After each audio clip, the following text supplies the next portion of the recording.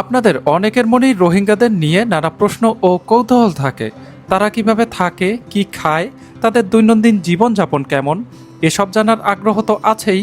তার পাশাপাশি সবচেয়ে যে প্রশ্নটি ঘুরে ফিরে আসে সেটি হলো, রোহিঙ্গারা কি তাদের নিজেদের দেশে ফিরে যেতে চায়? এই প্রশ্নের উত্তর খুঁজতেই আজ আমি প্রবেশ করছি রোহিঙ্গা ক্যাম্পের ভেতরে। আজকের ভিডিওতে আমি আপনাদের দেখাবো তাদের বাস্তব জীবনযাপন, বর্তমান পরিস্থিতি এবং প্রতিদিনের সংগ্রাম। দেখবেন কিভাবে একটি ছোট্ট ঘরের মধ্যে গাদাগাদি করে বসবাস করে পুরো একটি পরিবার, যেখানে একটিমাত্র ওয়াশরুম ব্যবহার করে কমপক্ষে 20টি পরিবার। এবং সবচেয়ে গুরুত্বপূর্ণ বিষয় হলো, তারা কি আসলেই তাদের নিজেদের দেশে ফিরে যেতে চায়? শুধু আমার কথা নয়, এই বিষয়গুলো জানবো তাদের মধ্যকার একজন সচেতন রোহিঙ্গার সঙ্গে সরাসরি সাক্ষাৎকারের মাধ্যমে, যাতে আপনারা তাদের মুখ থেকে প্রকৃত ঘটনাটাই জানতে পারেন। তাই অনুরোধ থাকবে, ভিডিওটি শেষ পর্যন্ত দেখুন, কারণ পুরো কথোপকথন না শুনলে আপনি আসল বিষয়টি বুঝতে পারবেন না। চলুন তাহলে শুরু করা যাক আজকের এই ভিডিওটি। এর আগের ভিডিওতে আমি আপনাদের দেখিয়েছিলাম এশিয়ার দ্বিতীয় বৃহত্তম তথা বাংলাদেশের সর্ববৃহৎ কুমির খামার। আপনি চাইলে সেই ভিডিওটিও দেখে আসতে পারেন। এই রোহিঙ্গা ক্যাম্পটির অবস্থান হচ্ছে উখিয়া এবং ঘুমধুমের ঠিক মধ্যবর্তী স্থানে। আমি আপনাদের বোঝার সুবিধার্থে এর গুগল ম্যাপের লিঙ্ক ডেসক্রিপশন বক্সে দিয়ে দিব। অটো থেকে নেমে রোহিঙ্গা ক্যাম্পের ভিতরে ঢুকে 10 মিনিটের মতো সামনের দিকে এগিয়ে যাই। উদ্দেশ্য হচ্ছে রোহিঙ্গা জনগোষ্ঠীকে খুব কাছ থেকে দেখা এবং যে বিষয়গুলোর ব্যাপারে আমরা সাধারণত অবগত না, সেই বিষয়গুলো তাদের কাছ থেকেই জানা। হাঁটতে হাঁটতে যখন প্রায় গন্তব্যের কাছেই চলে এসেছি, তখন চিন্তা করলাম যে তাদের ঘরগুলো একটু আপনাদের দেখাই। তাদের ঘরগুলো কিন্তু অস্থায়ী থাকে, আর ঠিক এই কারণেই তারা তাদের ঘরকে বাঁশের চটা, পলিথিন এবং টিন দিয়ে তৈরি করে থাকে।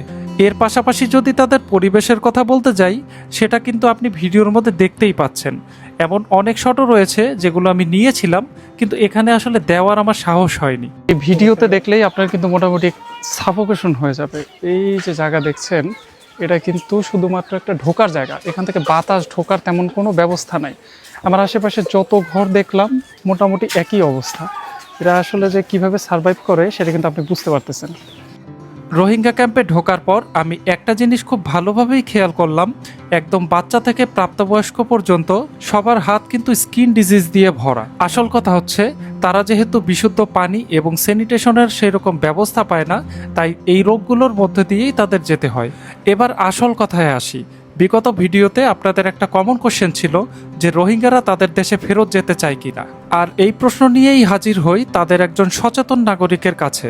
তার ভাষায় তারই মুখ থেকে শুনে নেন আপনাদের এই প্রশ্নের উত্তর। কিন্তু সমস্যা হচ্ছে, তারা যেহেতু পুরো বাঙালি না, তাই কিছু কিছু কথা হয়তোবা আপনি বুঝতে পারবেন না। আর এই পুরো বিষয়বস্তুই আমি আপনাকে ক্লিয়ার করে দেব ভিডিওর একদম শেষে। কাইন্ডলি বলবেন যে আপনার পরিচয় কি, আপনি বাংলাদেশে কিভাবে আসছেন, আর বর্তমানে কি অবস্থায় আপনি আছেন? ভাই, আমার নাম হচ্ছে মোহাম্মদ শাহ। আমি হচ্ছে একজন রোহিঙ্গা নাগরিক। আমি 2017 সালেতে মায়ানমার থেকে বাংলাদেশে আসি। মূলত আমরা এখন বর্তমানে থাকি ক্যাম্পে থাকি। আমরা এখন বর্তমানে ক্যাম্পে মা থাকি 2017 মারা বর্মা তো বাংলাদেশ মা আসছি। এখন এই ছোটো ছোটো তার ভালো করে ইনমা মানে কি আরা ইনমা থাকি এনজিওর পক্ষ থেকে আর মানে কি না খাদ্য পানি দে আরা মূলত বেশি কষ্ট জীবন যাপন করে এটা ক্যাম্প মারে খেলা হতে গেলে আর তো এখন পানির ব্যবস্থা ঠিক নাই। এই যেভাবে পানি দেয় ওইভাবে ওই পানি লই আর নকলা, এই রাশন লই নকলা।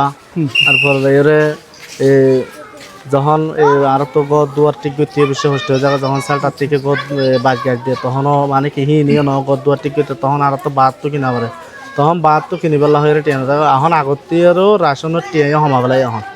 তো সেক্ষেত্রে যাই এখন আর তো মানে কি ক্যাম্প মা জীবন যাপন করতে এখন বেশি গিয়ে কষ্ট হয়ে গিয়ে এখন একখান ফ্যামিলি মারে 10-20 জন 50 জন ফ্যামিলি মিলিয়ে একখান মার কি ওয়াশরুম।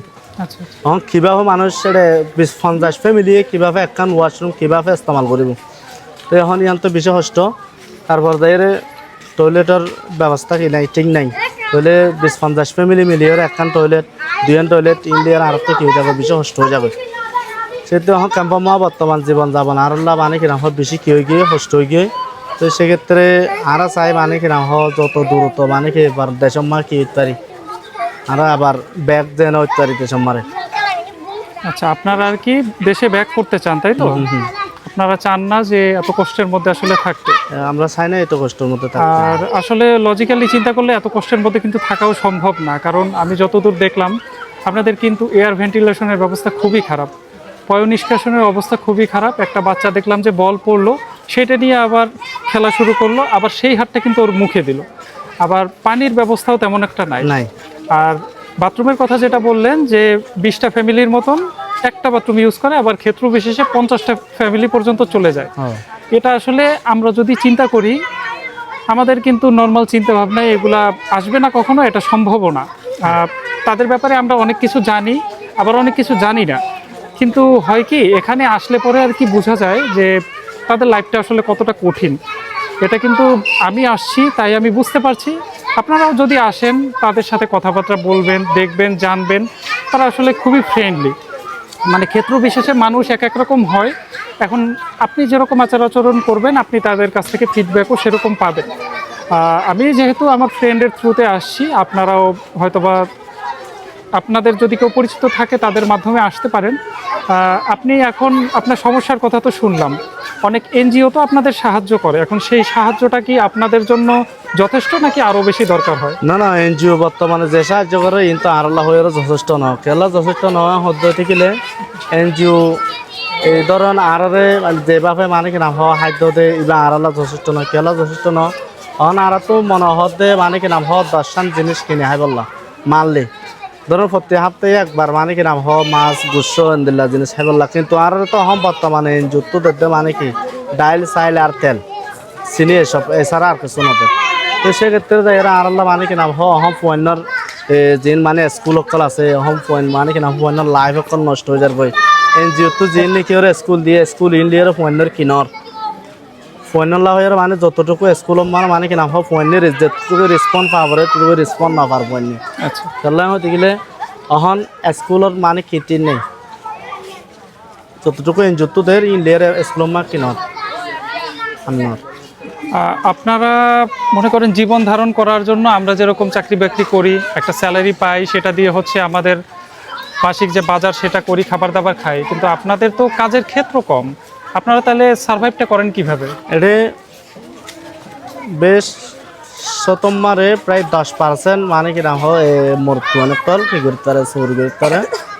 আর 10% মানুষ এনে এনজিওর মধ্যে মানে কি করতে পারে হাম খরচ করে। ধরুন বিভিন্ন এনজিওর মধ্যে লেবার হাম খরচ করে তলি তারা তো আরো 80% লতি মানুষ মানে কি মানুষের জীবনযাপন খুবই কষ্ট মানে কি জীবনযাপন না মানুষের 80% লতি মানুষ।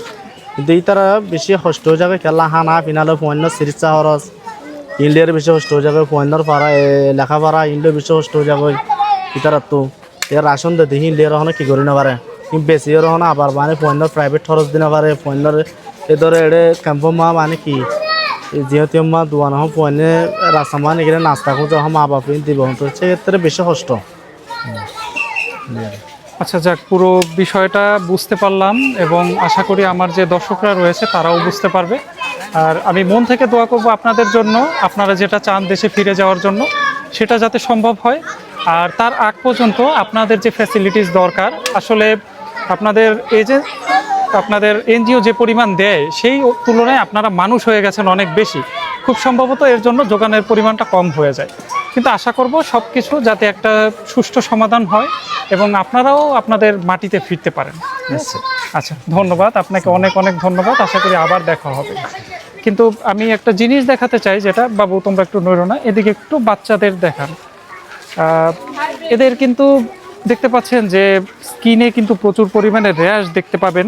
তারপর আপনি একটু পোশাক আশাকের দিকে যদি খেয়াল করেন দেখতে পারবেন অতটা হাইজিন মেনটেন করতে পারে না, হয়তোবা করতে পারে না বা করতে চায় কিন্তু সময় বিশেষে হয় না। এখন এদের কিন্তু এজেন্সি বা এনজিও যাই বলেন না কেন, তারা কিন্তু প্রচুর পরিমাণে তাদের সাহায্য করে। কিন্তু ক্ষেত্র বিশেষে হয় কি, মানুষটা যখন অনেক বেশি পরিমাণে হয়ে যায় তখন কিন্তু আসলে সাহায্যের পরিমাণটা সেই মানে ম্যাসিভ টাইপের একটা পিপলকে কিন্তু সাহায্য দিতে পারে না। আমি আসলে এসেছিলাম এখানে র্যান্ডম একটা ভিডিও করব, চলে যাব, কিন্তু এখানে এসে তাদের সাথে এত পরিমাণ কানেক্টেড হয়ে গেছি। দেখেন আমার পাশে কিন্তু মানুষে ভরা, আসলে ওরা অনেক ফ্রেন্ডলি কিন্তু আমার যেটা খারাপ লাগছে সেটা হচ্ছে এখানকার মানুষের জীবনযাপন খুবই কষ্ট। আমি এরকম জীবনযাপন কখনো দেখি নাই, আর এটা দেখে আমার নিজেরই দম আটকে যাচ্ছে।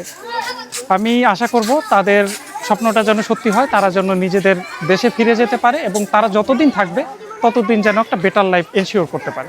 এর পরের ভিডিওতে আমি আপনাদের দেখাবো এই পুরো কক্সবাজারের ট্রিপ শেষ করে কিভাবে আমি ঢাকা ব্যাক করলাম এবং ট্রেনে খাবারের কীরকম অবস্থা ছিল সেই সব বিষয়।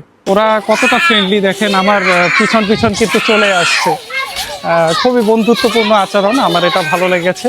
আগের ক্যাম্পটায় আমি সেরকম কিছু করতে পারি নাই বা আপনাদের কিছু দেখাতে পারি নাই, কিন্তু এই ক্যাম্পটায় আমি তাদের লাইফস্টাইল বা যা কিছুই বলেন না কেন দেখাতে পেরেছি, যার জন্য আমার খুবই ভালো লাগছে। আমি খুবই এনজয় করেছি এটা।